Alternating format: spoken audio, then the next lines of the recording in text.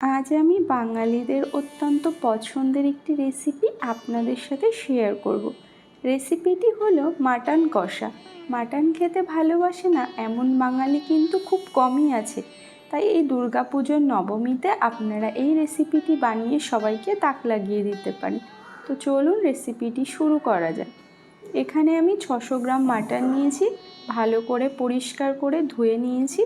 এবার আমি এগুলোকে ম্যারিনেট করব। তার জন্য দিয়ে দিলাম 1 চামচ লবণ, 1 চামচ আদা রসুন বাটা, দিয়ে দিচ্ছি ধনিয়া গুঁড়ো 1/2 চামচ, দিয়ে দিচ্ছি জিরে গুঁড়ো 1/2 চামচ, ঝালের জন্য দিয়ে দিচ্ছি লঙ্কা গুঁড়ো 1 চামচ, কালারের জন্য দিয়ে দিচ্ছি কাশ্মীরি লঙ্কার গুঁড়ো 1/2 চামচ, আর দিয়ে দিচ্ছি 2 টেবিল চামচ এখানে সরিষার তেল। এবার এই সমস্ত উপকরণ খুব ভালো করে মেখে নিতে হবে। আমি কিছুটা মশলা ম্যারিনেটের সময় ইউজ করেছি, বাকিটা রান্নার সময় ব্যবহার করব। খুব ভালো করে মেখে নিয়েছি। এবার আমি এটাকে ঢাকা দিয়ে 1 থেকে 1.5 ঘন্টা রেখে দেব। এরপর গ্যাসে কড়াই বসিয়ে কড়াইটা খুব ভালো করে গরম করে দিয়ে দিলাম 1/4 কাপ সরিষার তেল। তেল গরম হলে তেলের মধ্যে দিয়ে দিলাম পেঁয়াজ কুচি। এখানে আমি একটা পেঁয়াজ বড় সাইজের কুচি করে নিয়েছি, এটাকে আমি ব্রাউন কালার করে ভেজে নেব।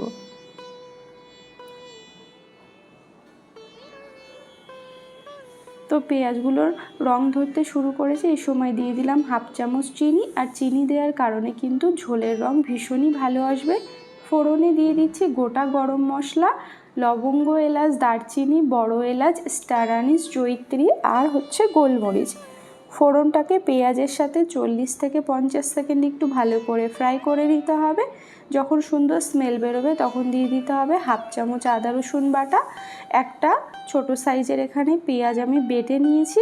পেঁয়াজ আর আদা রসুনটাকে ভালো করে কষিয়ে নিতে হবে, যাতে করে আদা রসুন আর পেঁয়াজের কাঁচা গন্ধ চলে যায়।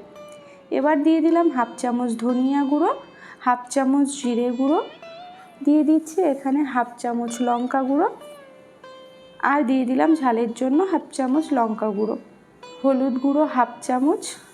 এবার এই সমস্ত মশলা খুব ভালো করে কষিয়ে নিতে হবে, তবে ঝালটা কিন্তু আপনারা আপনাদের স্বাদ বুঝে ব্যবহার করবেন। মশলাটা 4 থেকে 5 মিনিট মিডিয়াম আঁচে কষিয়ে নিয়েছি।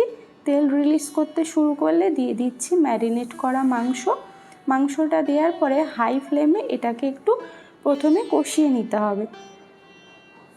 তো হাই ফ্লেমে এটাকে 4 থেকে 5 মিনিট এভাবে নাড়াচাড়া করে নেব। এরপর ঢাকা চাপা দিয়ে 5 থেকে 7 মিনিট মিডিয়াম আঁচে রান্না করতে হবে। 7 মিনিট পর ঢাকনাটা খুলে নিয়ে আবারও একটু নাড়াচাড়া করে নিচ্ছি। দেখুন একটু একটু করে জল রিলিজ করতে শুরু করেছে। এরপর আমি দিয়ে দিলাম 1/4 কাপ টক দই। টক দই দেওয়ার পর ফ্লেমটাকে একদম লোতে রেখে কন্টিনিউ নাড়তে হবে, না হলে কিন্তু টক দই কেটে যেতে পারে। খুব ভালো করে আবারও 2 মিনিট কষিয়ে নিয়েছি। আবারও আমি 5 মিনিট মিডিয়াম আঁচে ঢেকে রান্না করব। 5 মিনিট হয়ে গেছে, ঢাকনাটা খুলে নিয়েছি। দেখুন মাংস থেকে কতটা জল বেরিয়েছে। আর এটা দিয়েই কিন্তু মাংসটা আমি খুব ভালো মতো সেদ্ধ করে নেব। এবার আমি দিয়ে দিচ্ছি 1 চামচ মিট মশলা, দিয়ে দিলাম 1/2 চামচ গরম মশলার গুঁড়ো, দিয়ে আবারও একটু ভালো করে মিশিয়ে নিচ্ছি। এই মাটন কষা খেতে কিন্তু ভীষণই ভালো হয়। আপনারা অবশ্যই একটু ধৈর্য নিয়ে মাটনটাকে কষাবেন, তাহলে খেতে আরও বেশি ভালো লাগবে। এখানে আমি 1/4 কাপ জল দিয়ে দিয়েছি, দিয়ে একটু মিশিয়ে নিয়ে আবারও আমি 5 মিনিট ঢাকা চাপা দিয়ে দিয়েছি। 5 মিনিট হয়ে গেছে, ঢাকনা খুলে নিয়েছি।